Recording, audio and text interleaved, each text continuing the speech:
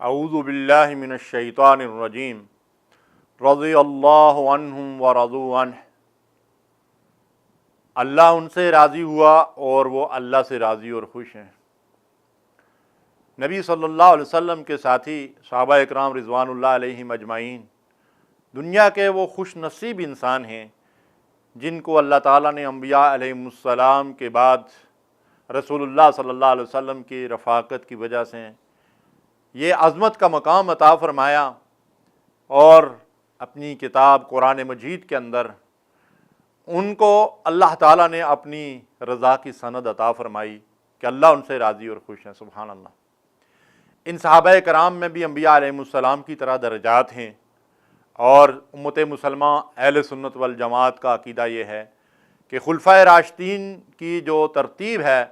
ابو بکر صدیق رضی اللہ تعالیٰ عنہ، عمر فاروق رضی اللہ تعالیٰ عنہ، عثمان غنی رضی اللہ تعالیٰ عنہ، حضرت علی رضی اللہ تعالیٰ عنہ، فضیلت کے اعتبار کے لحاظ سے، اللہ کے ہاں بلندی درجات کے لحاظ سے بھی ان کا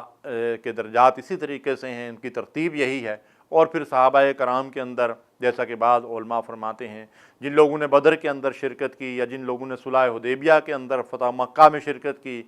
ان لوگوں کی فضیلت زیادہ ہے، لیکن سب کے سب صحابہ کرام اللہ تبارک و تعالیٰ کے ہاں بلند درجات کے حامل ہیں۔ انہوں نے رسول اللہ صلی اللہ علیہ وسلم کی معیت میں اللہ کے دین کی سربلندی کے لیے جانی اور مالی قربانیاں کی، اور اللہ تعالیٰ کے دین کی خاطر سب کچھ قربان کر ڈالا۔ اللہ تعالیٰ نے ان کو جو مقام بلند دیا ہے، اگر کوئی شخص ان کے ساتھ محبت رکھتا ہے تو یہ اس کے ایمان کی دلیل ہے، اور اگر کوئی شخص ان سے عداوت رکھتا ہے اور بغض رکھتا ہے تو اللہ کے نبی صلی اللہ علیہ وسلم نے اس کے لیے بڑی شدید وعید سنائی ہے۔ ارشاد فرمایا کسی صحابی کو برا مت کہو، اس پر طعن نہ کرو، مجھے اس ذات کی قسم جس کے قبضہ قدرت میں میری جان ہے، اگر تم میں سے کوئی احد پہاڑ کے برابر بھی سونا صدقہ کرے تو ان میں سے کسی کے برابر یا اس کے نصف تک بھی نہیں پہنچ سکتا۔ صحیحین کی یہ روایت ہے، یعنی ان کے مرتبہ اور مقام کو تم نہیں پا سکتے، اور ان کے عزت اور احترام تمہارے دلوں کے اندر ہونا چاہیے۔ فرمایا جس نے میرے صحابی کو گالی دی اس پر اللہ کی، فرشتوں کی اور تمام انسانوں کی لعنت ہے، قیامت کے دن اس کا کوئی عمل قبول نہ ہوگا۔ امام طبرانی نے اس حدیث کو روایت کیا ہے۔ امام ترمذی نے ایک حدیث روایت کی ہے کہ نبی صلی اللہ علیہ وسلم نے فرمایا خبردار،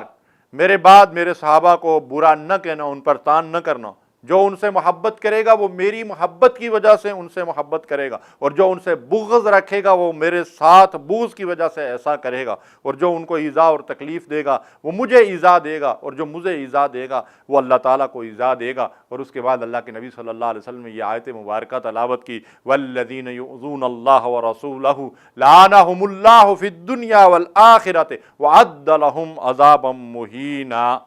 جو لوگ اللہ اور اس کے رسول کو ایذا پہنچاتے ہیں، اللہ تعالیٰ نے دنیا اور آخرت میں ان کے اوپر لعنت بھیجی ہے، اور اللہ نے ان کے لیے دردناک، دکھ دینے والا، برباد کر دینے والا، رسوا کن عذاب تیار کر رکھا ہے۔ کس قدر بد نصیبی کی بات ہے، جو لوگ اللہ کے نبی صلی اللہ علیہ وسلم کے صحابہ سے بغض اور عداوت رکھتے ہیں وہ اللہ تبارک و تعالیٰ کی لعنت کے مستحق ہیں۔ نبی صلی اللہ علیہ وسلم نے فرمایا کہ انصار کی محبت ایمان کی دلیل، اور ان سے بغض جو ہے وہ منافقت ہے۔ اللہ تبارک و تعالی ہمارے دلوں میں صحابہ کرام کی محبت موجزن کر دے، اور اسی محبت پہ ہمارا خاتمہ فرمائے، اور قیامت کے دن اللہ تبارک و تعالی ان نفوس قدسیہ کے ساتھ ہمیں اٹھائے۔ وصلی اللہ علیہ نبینا محمد۔